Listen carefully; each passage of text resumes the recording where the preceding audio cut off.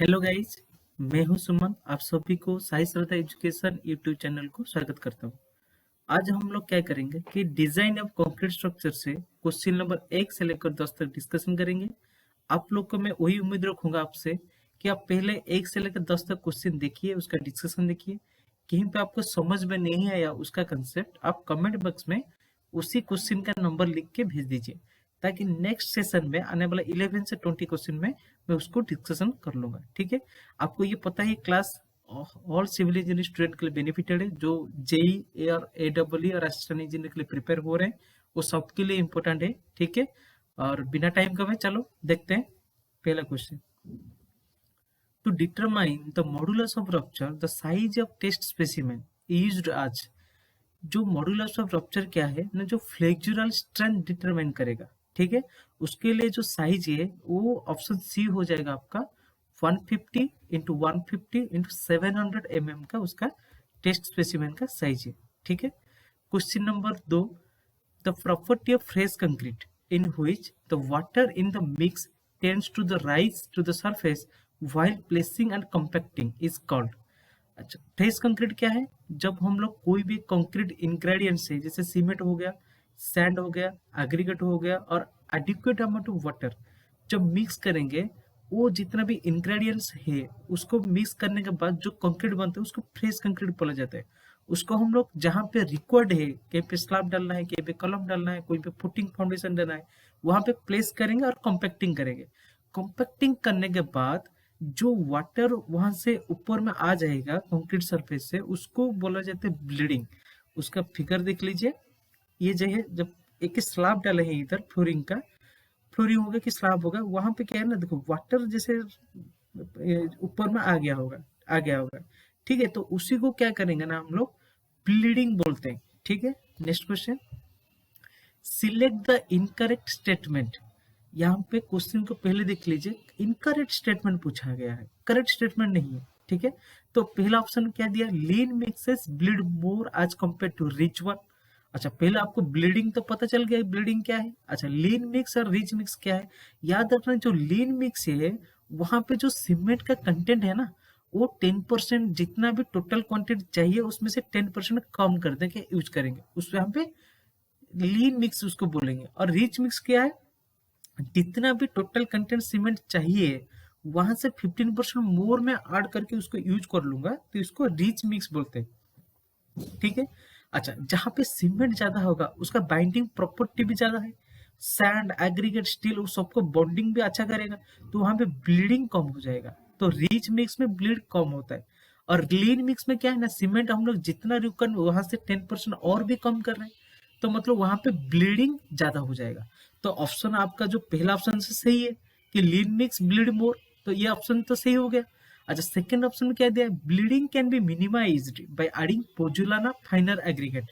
अच्छा, ये कंसेप्ट याद रखिए कि हम लोग जो पोजुलाना फाइनर एग्रीगेट हम लोग यूज करेंगे, तो इसका जो प्रॉपर्टी है पोजुलाना की मटेरियल का, वो क्या करेगा ना, जो ब्लीडिंग को कम कर देगा। ये भी ऑप्शन सही है। ठीक है। अच्छा, ऑप्शन सी में क्या दिया गया है, bleeding can be increased by adding calcium chloride. अच्छा, ये जो कैल्शियम क्लोराइड है इसको एडिशन करने के बाद ये ब्लीडिंग इंक्रीज नहीं होता है, रिड्यूस होता है। तो ऑप्शन सी आपका इनकरेक्ट स्टेटमेंट है, क्योंकि कैल्शियम क्लोराइड का जो प्रॉपर्टी है वो ब्लीडिंग को कम करेगा। ठीक है। ये इंक्रीज नहीं करेगा। तो आपका करेक्ट आंसर हो जाएगा ऑप्शन सी, क्योंकि पूछा गया है कि इनकरेक्ट स्टेटमेंट। ठीक है। ऑप्शन सी आपका आंसर हो जाएगा। Next question, the property of the ingredients to separate from each other while placing the concrete।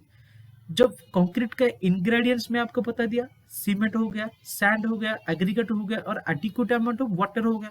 जो मिक्स करने के बाद क्या करेंगे, जो प्लेस करेंगे कंक्रीट को, वो एग्रीगेट अलग हो जाएगा, सीमेंट सैंड अलग हो जाएगा। तो उसी को प्रॉपर्टी को बोलते हैं सेग्रीगेशन। ऑप्शन ए देख लीजिए। मैं यहाँ पे कलम का फोटो दिखाया हूँ। यहाँ पे देखिए, यहाँ पे क्या हुआ ना, नीचे से आपका एग्रीगेट अलग हो गया है, मतलब यहाँ पे आपका कंपैक्शन सही नहीं हुआ है। ठीक है।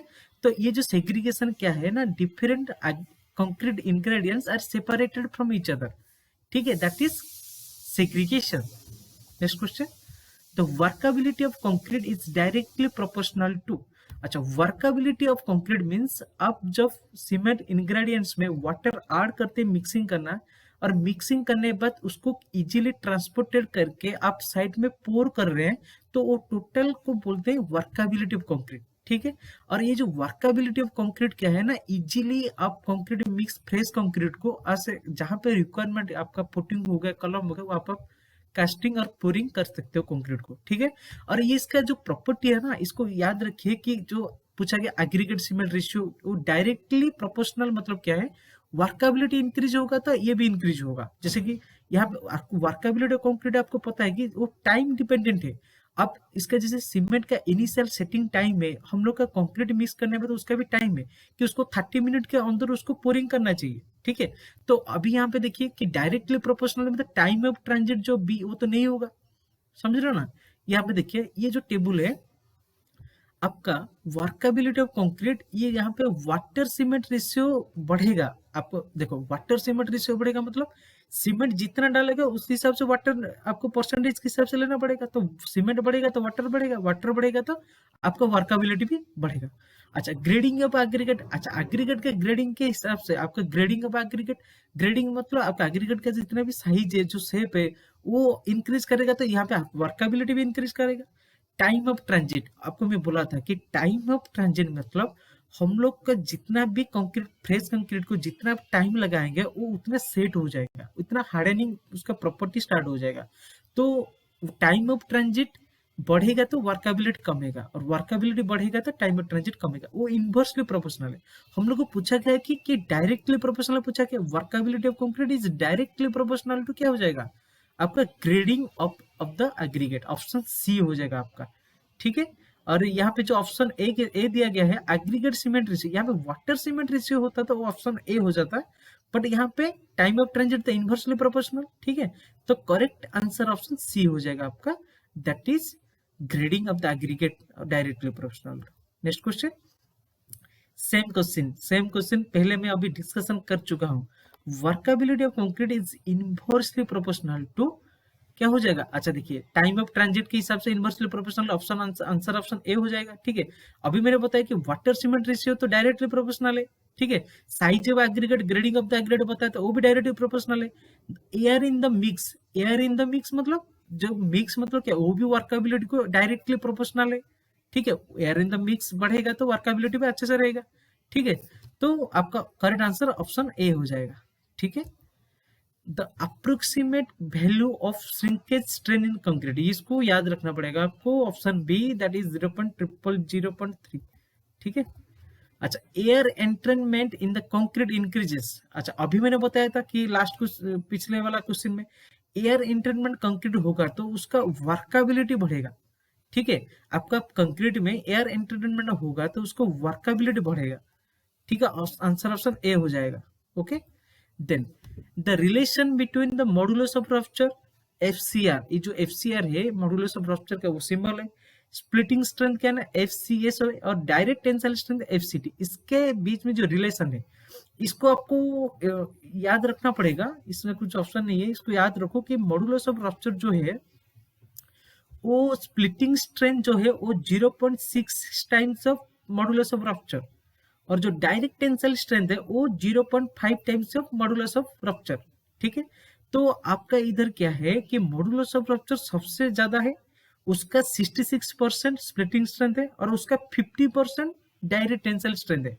तो आपका मॉडुलस ऑफ रप्चर ग्रेटर रहेगा, उसके बाद स्प्लिटिंग स्ट्रेंथ रहेगा, उसके लास्ट में रहेगा डायरेक्ट टेंसाइल स्ट्रेंथ। क्योंकि direct tensile strength 50% of modulus of rupture, but splitting strength is 66% of modulus of rupture. Okay, तो इसका आंसर ऑप्शन क्या हो जाएगा आपका, ऑप्शन बी हो जाएगा। Okay, last question, the approximate value of the ratio between direct tensile strength and flexural strength. अभी हम लोग बात करें कि डायरेक्ट टेंसाइल स्ट्रेंथ क्या है ना, 50% ऑफ फ्लेक्सुरल स्ट्रेंथ। अच्छा, ऑप्शन बी हो जाएगा आपका, क्योंकि direct tensile strength is 50% of modulus of rupture. Modulus of rupture nothing but that is flexural strength. Modulus of rupture means that is flexural strength, तो यहाँ पे ऑप्शन आंसर बी हो जाएगा। ओके गाइज, मैं नेक्स्ट क्वेश्चन नंबर 1 से लेकर 10 का discussion कर चुका हूँ। आपको कॉन्सेप्ट में समझ में आएगा तो आप लाइक कर दीजिए, कमेंट कीजिए, और कहीं पे भी आपका कॉन्सेप्ट में डाउट हो गया तो आप उसी को कमेंट में लिख दीजिए कि क्वेश्चन नंबर ये विल रिक्वायर डिस्कशन। ठीक है, तो आपको चैनल में नया है तो सब्सक्राइब कर दीजिए। मेरा सर्फिंग का भी क्लासेस ऑलरेडी 2 हो चुका है, अपलोड हो चुका है। क्वेश्चन नंबर 1 से लेकर 20 तक आप उसको नहीं देखे हैं तो देख लीजिए, और कहीं पे भी आपको डाउट हो डायरेक्ट कमेंट कीजिए। ठीक है, थैंक यू।